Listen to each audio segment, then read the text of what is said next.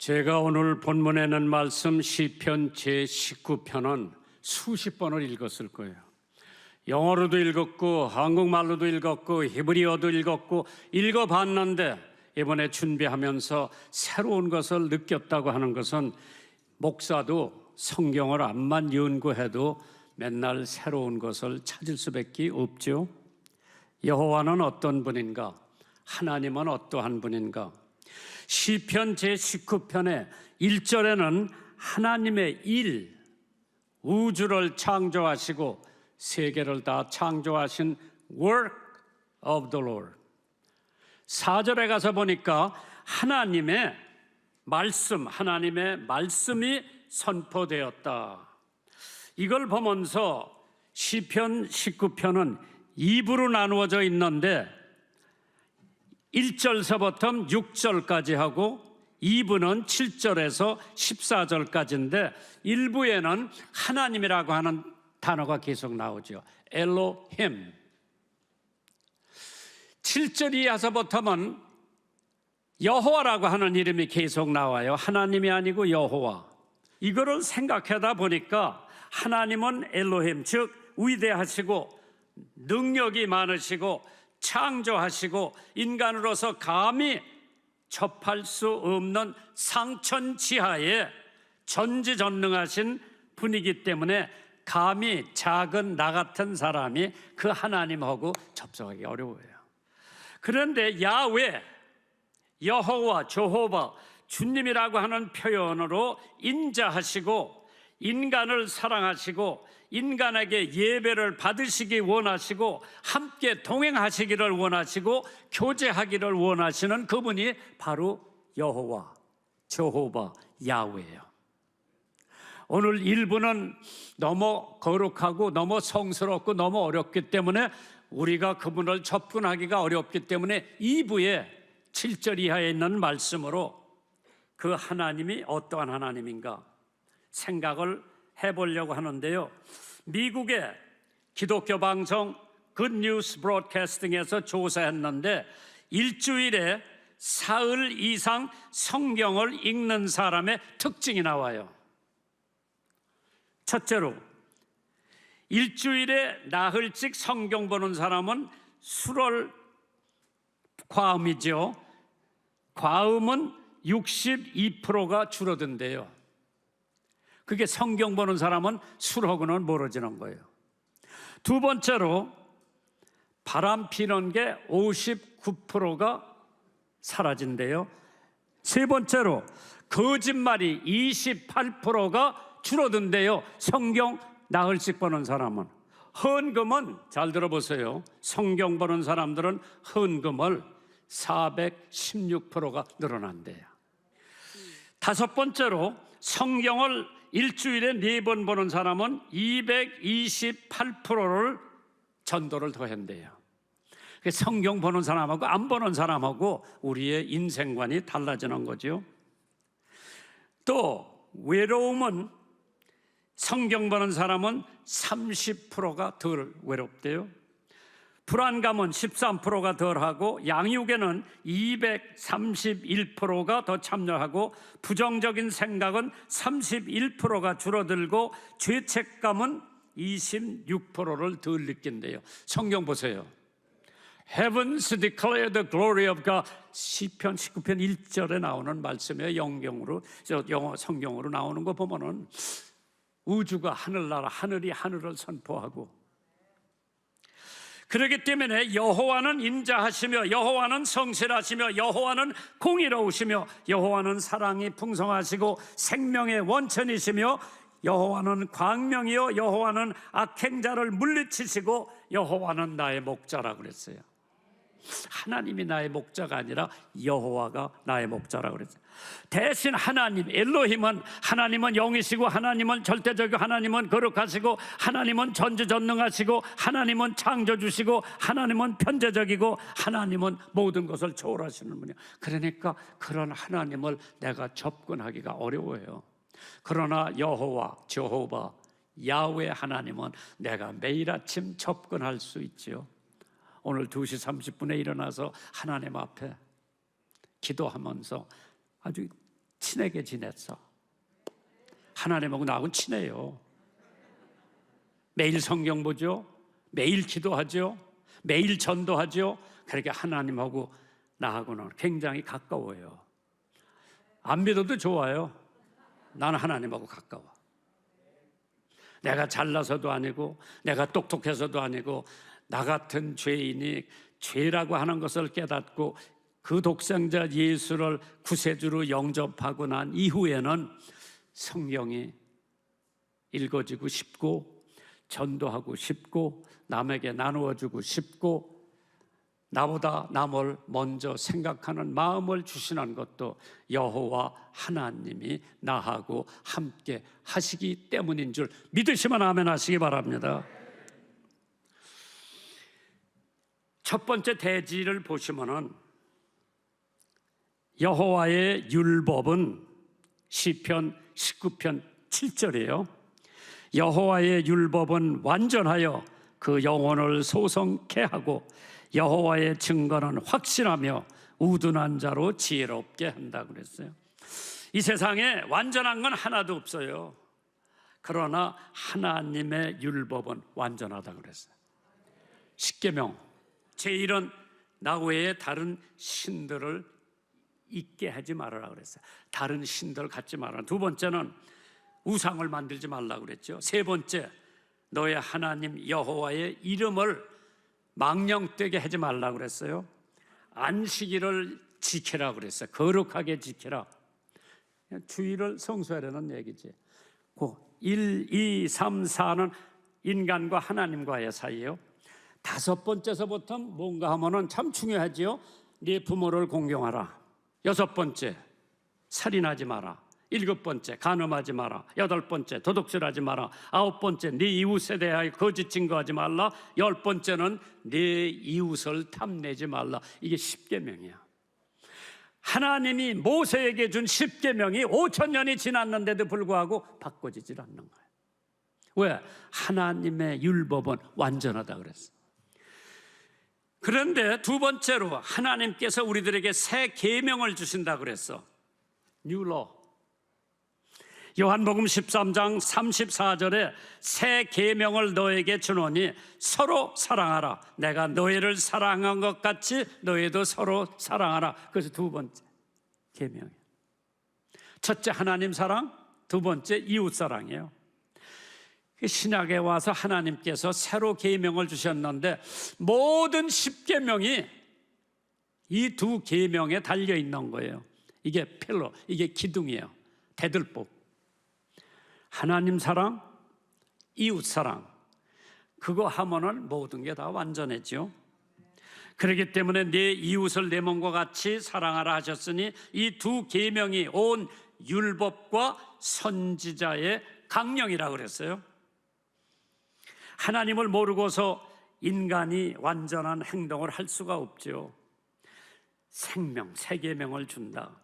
거기에는 생명력이 있다고 그랬죠.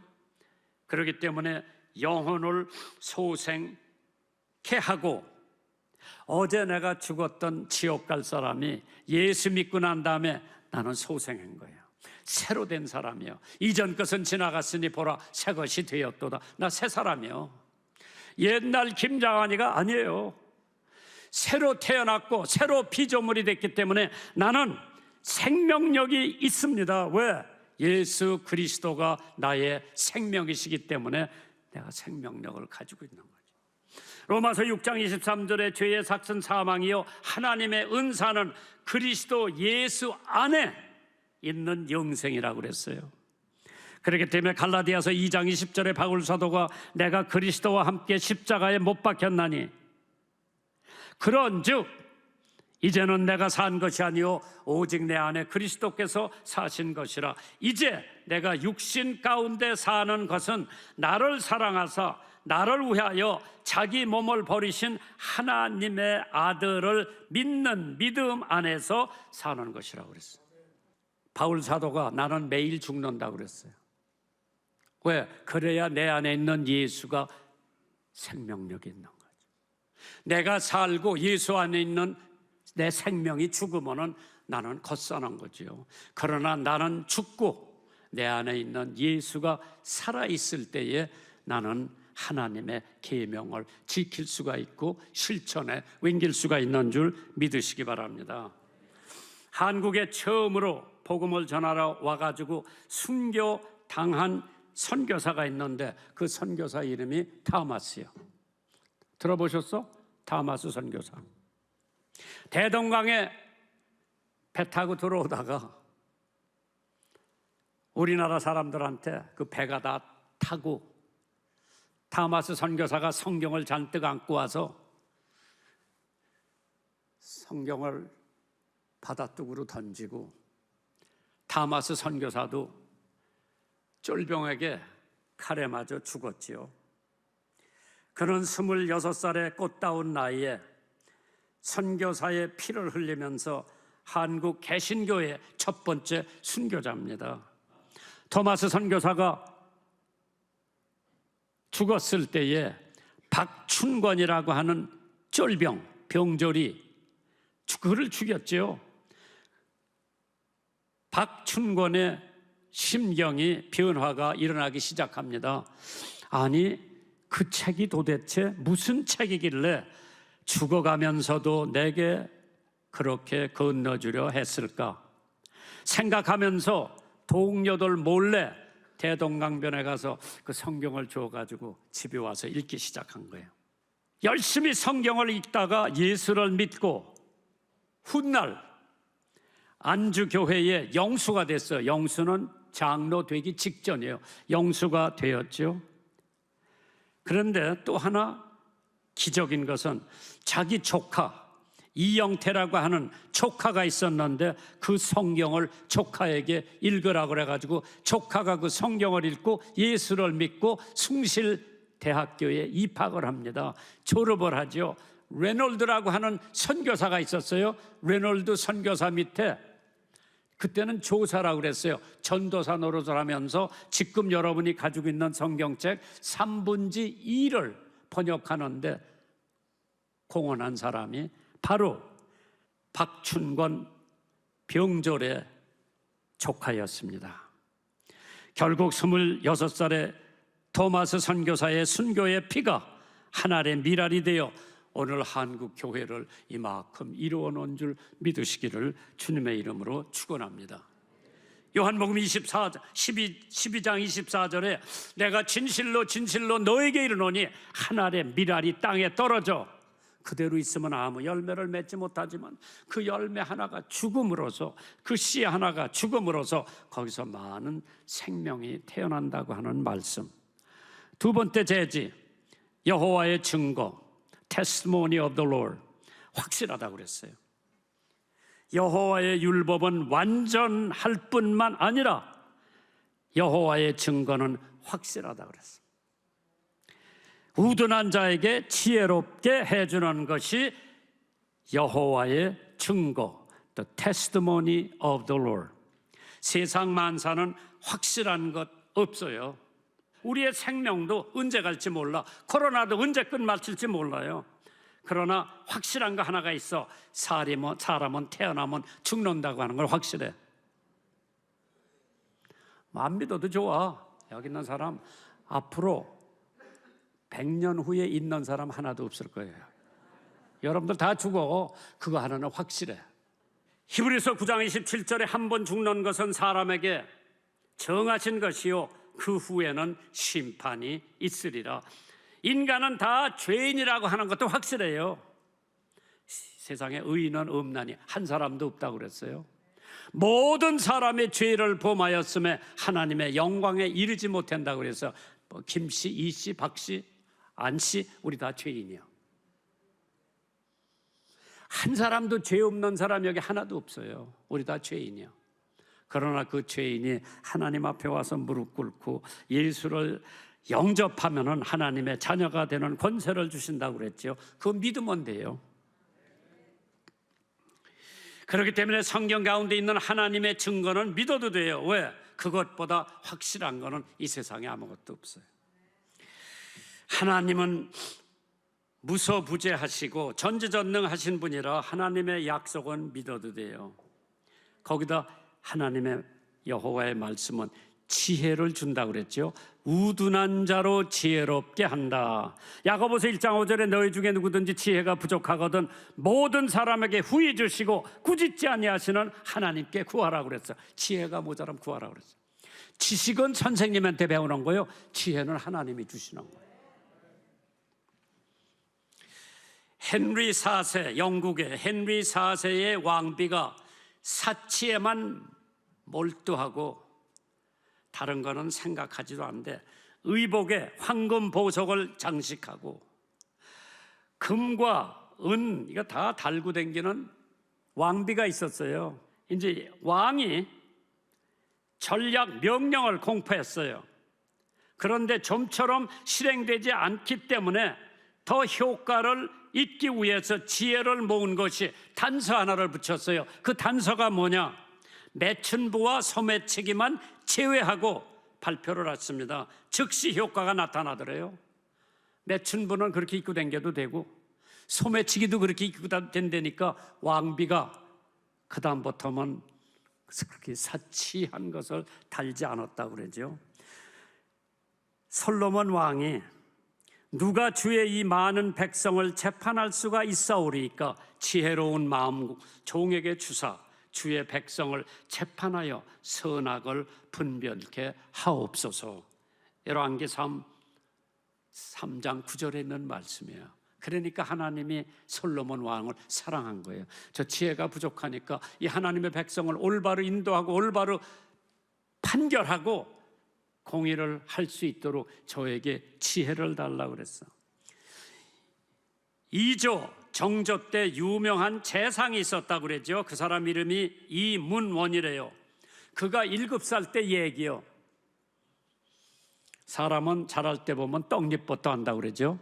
얘가 7살 때 동무들하고 바깥에서 놀다가 집안에서 야단 법석들을 하고 있는데 그가 들어가 보니까 아버지가 대청 마루에서 낮잠을 주무시고 있는데 뭐 옛날에 농번기에 농사 다 지어놓고 할 일 없으니까 그냥 마루에서 자는 거예요. 뱀, 구렁이가 하나가 자기 아버지 배 위에 지금 턱 걸터 앉아 있는 걸 보고 저 뱀을 건드리면 아버지 물으면 독사니까 죽을 것 같아서 뭐 어떻게 할 바를 모르고 있는데 이 7살 먹은 이문원이라고 하는 아이가 재빨리 나가서 논두렁에 가서 개구리 몇 마리를 잡아다가 마루에다 던지니까 개구리가 깡충깡충 뛰어다니니까 뱀이 그냥 쏜살같이 가서 잡아먹으려고. 그래서 아버지가 무사했다고 하는 얘기가 있죠. 이건 학교에서 배운 게 아니라 하나님이 주신 지혜예요. A, B, C, D 이거는 학교에서 배우는 거예요. 그러나 지혜는 하나님이 주시는 게 지혜예요.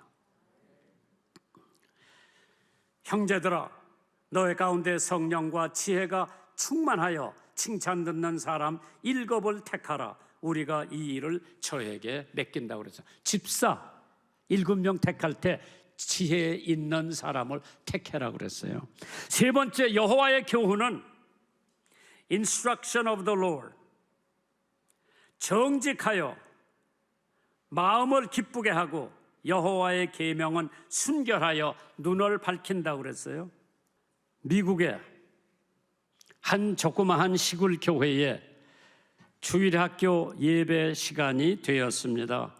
5살짜리 꼬마가 아버지가 주는 헌금 교회 갖다 바치라고 줬는데, 미국은 헌금 우리는 주머니에 쑥 들어가면 잘 모르는, 미국은 나무로 된 접시 같은 거에다가 헌금을 받아요.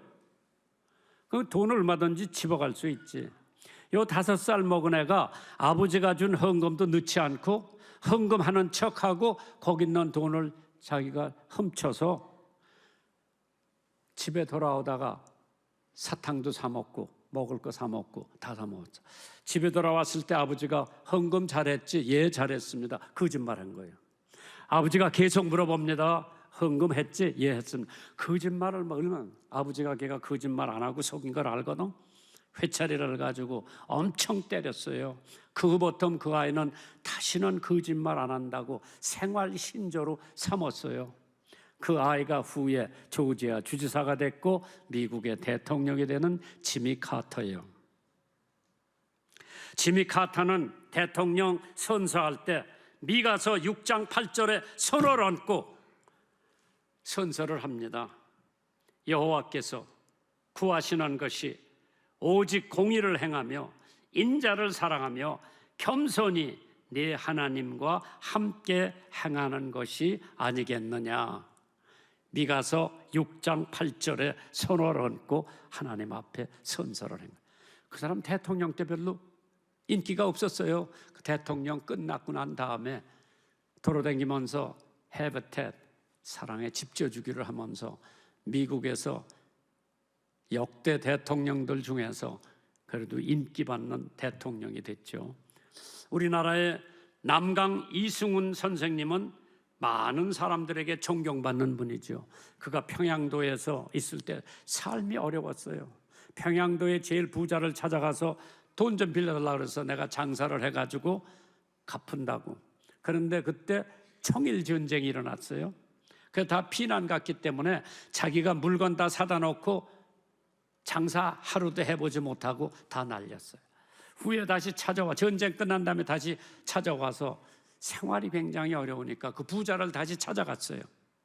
이제까지 돈 한 푼도 못 갚았는데 이제 장사를 해가지고 지난번에 구워준 것까지 다 갚은다고 서약서를 써갖고 와서 얘기를 하니까 그 부자가 이제까지 내가 돈을 많이 빌려줬는데 당신같이 먼저 꾼 돈도 갚은다고 서약서 가져와서 돈 빌려달라고 하는 것은 당신밖에 없다고, 먼저 꾼 거는 내가 탕감해 줄 테니까 돈을 꿔줘가지고 그거 다 갚았다고 하는 얘기죠. 그 양반이 존경받는 이유가 정직했기 때문에. 마지막으로 여호와의 계명은 순결하다 그랬어요. The law of the Lord, 순결하다. 8절입니다. 시편 19편. 여호와의 교훈은 정직하며 마음을 기쁘게 하고 여호와의 계명은 순결하여 눈을 밝게 해준다 그랬죠. 성 프란시스카 알죠? 많이 나왔어. 하루는 비바람이 무섭게 몰아치고 한밤중에 남루한 누더기 옷을 입은 거지가 성 프란시스카 찾아왔어요. 하룻밤만 재워달라고 허락했어요. 먹을 것 좀 달라고 주었어요.